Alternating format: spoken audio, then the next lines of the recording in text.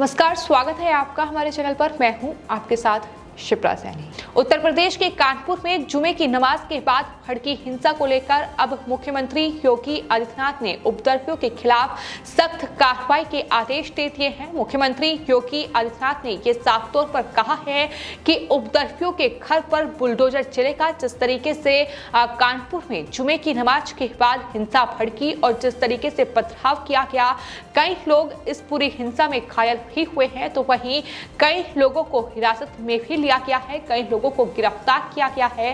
लेकिन जिस तरीके से राष्ट्रपति रामनाथ कोविंद, प्रधानमंत्री नरेंद्र मोदी, उत्तर प्रदेश की राज्यपाल आनंदीबेन पटेल और साथ ही मुख्यमंत्री योगी आदित्यनाथ की मौजूदगी में कानपुर में ये माहौल बिगाड़ने की बड़ी साजिश रची गई, इसको लेकर अब साफ तौर पर उत्तर प्रदेश के मुख्यमंत्री योगी आदित्यनाथ सख्त हैं और उन्होंने गोरखपुर पहुंचकर एक वर्चुअल बैठक की है। इस वर्चुअल मीटिंग में सीएम योगी आदित्यनाथ ने ये साफ तौर पर कहा है कि अमन चैन का माहौल बिगाड़ने का प्रयास करने वालों के साथ सख्ती से निपटा जाएगा। उन्होंने इस बारे में प्रशासनिक अधिकारियों को भी सख्त निर्देश दिए हैं।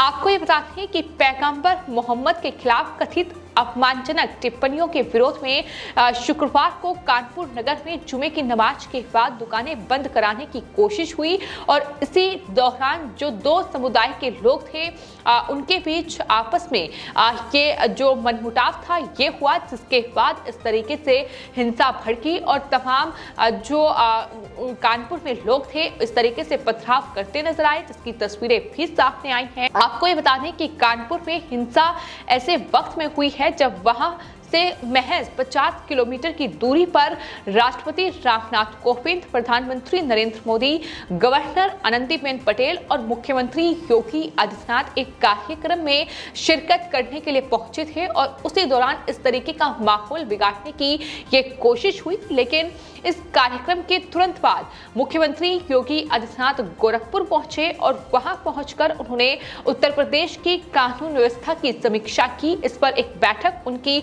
हुई, वर्चुअल बैठक अधिकारियों के साथ की गई, जिसमें उत्तर प्रदेश के कई बड़े अधिकारी जो थे वो इस बैठक में मौजूद थे। उपद्रवियों पर गैंगस्टर एक्ट लगेगा, ये साफ तौर पर मुख्यमंत्री की ओर से कहा गया है। संपत्तियों को चिन्हित करके बुलडोजर चलाया जाएगा, ये भी मुख्यमंत्री की ओर से अधिकारियों को आदेश दिया गया है। तो वहीं सीएम योगी आदित्यनाथ ने नाराजगी भी जाहिर की है।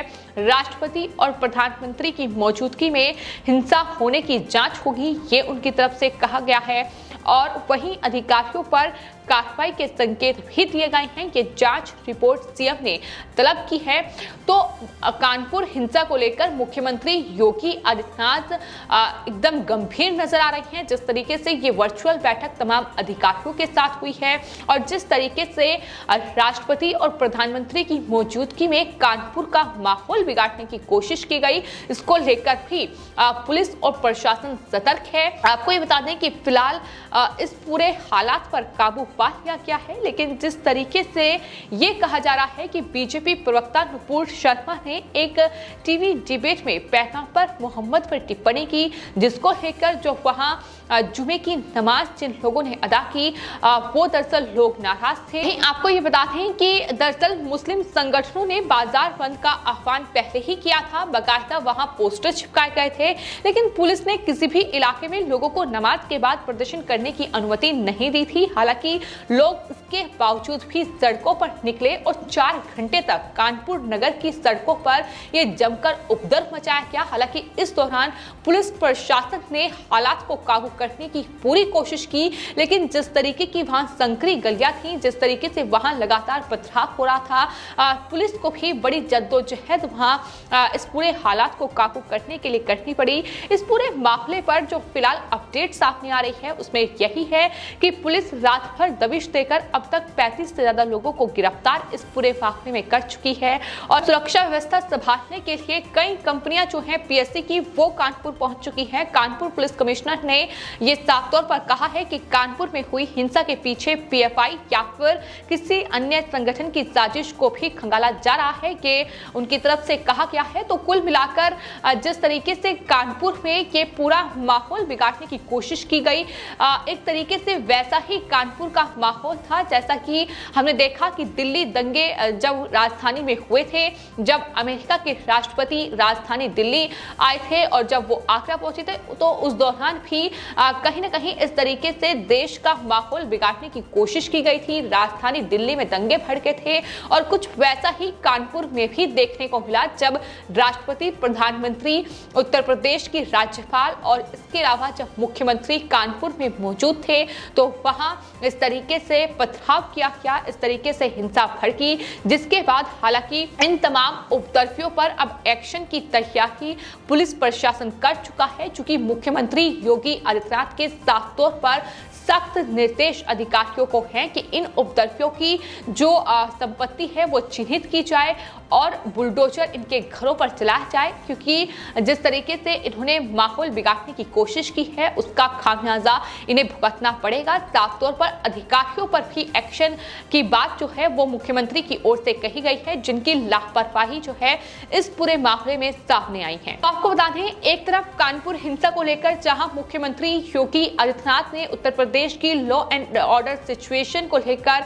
समीक्षा बैठक की, अधिकारियों को साफ तौर पर आदेश दिया गया है कि किसी को भी बख्शा नहीं जाएगा और उपद्रवियों की संपत्तियों को जब्त किया जाएगा, उनकी संपत्तियों को चिन्हित कर उन पर बुलडोजर चलेगा। लेकिन वहीं जो विपक्ष है उसे कहीं ना कहीं उत्तर प्रदेश सरकार पर तंज कसने का मौका मिल गया है और यही वजह है कि इसी कड़ी में तमाम नेताओं के बयान सामने आ रहे हैं, जिसमें उत्तर प्रदेश के पूर्व मुख्यमंत्री अखिलेश यादव, जो कि समाजवादी पार्टी के अध्यक्ष भी हैं, उनका बयान सामने आया है, जिसमें उन्होंने ये लिखा है कि महामहिम राष्ट्रपति जी, प्रधानमंत्री, मुख्यमंत्री के नगर में रहते हुए भी पुलिस और खुफिया तंत्र की विफलता से बीजेपी प्रवक्ता नुपुर शर्मा द्वारा किए गए भड़काऊ बयान से कानपुर में जो अशांति हुई है उसके लिए बीजेपी नेता को गिरफ्तार करना चाहिए। हमारी सभी से शांति बनाए रखने की अपील है। यानी एक तरफ अखिलेश यादव इस तरीके का बयान देकर, इस तरीके का ट्वीट कर हिंसा भड़काने की कोशिश कर रहे हैं, लेकिन वहीं दूसरी तरफ ये भी कह रहे हैं कि दरअसल हम शांति की अपील करते हैं। तो कहीं ना कहीं आग में घी डालने का काम अगर कोई कर रहा है तो ये तमाम विपक्षी पार्टियां ही हैं, जिनके बयान कानपुर हिंसा को लेकर सामने आ रहे हैं। कांग्रेस पार्टी ने भी ट्वीट किया है, जिसमें उन्होंने लिखा है कि बीजेपी ने भीड़ तंत्र के रूप में जो भस्मासुर पाले हैं अब वो रंग दिखा रहे हैं। कितनी गंभीर बात है कि देश के राष्ट्रपति, प्रधानमंत्री और मुख्यमंत्री सभी कानपुर में हैं, उसके बाद भी वहां हिंसा भड़क गई। यूपी में कानून का राज खत्म हो चुका है। आम जनता से अपील है कि कृपया शांति बनाए रखें। ये ट्वीट जो है वो कांग्रेस पार्टी की ओर से किया गया है। तो तमाम जो विपक्षी पार्टियां हैं वो कहीं ना कहीं आग में घी डालने की कोशिश जरूर कर रही हैं, लेकिन सबसे बड़ी बात यह है कि कानपुर में हिंसा भड़की, महज 4 घंटे के अंदर उस पूरे माहौल को जो बिगाड़ने की कोशिश की जा रही थी उसे कहीं ना कहीं वहां शांति स्थापित करने की कोशिश तमाम आला अधिकारियों ने की।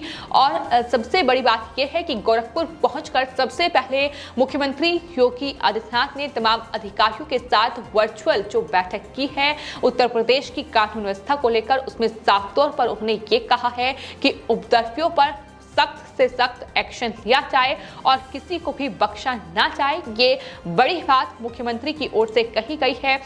फिलहाल आपको ये बता दें कि कानपुर हिंसा मामले में 3 एफआईआर दर्ज हुई हैं। 1000 अज्ञात आरोपी हैं जो बताए जा रहे हैं। 35 लोगों को अभी तक गिरफ्तार कर लिया गया है और गिरफ्तारी का ये सिलसिला अभी भी जारी है। लगातार लोगों को गिरफ्तार किया जा रहा है। तो माहौल बिगाड़ने वालों से सख्ती से निपटा जाए, ये साफ तौर पर आदेश दिया गया है।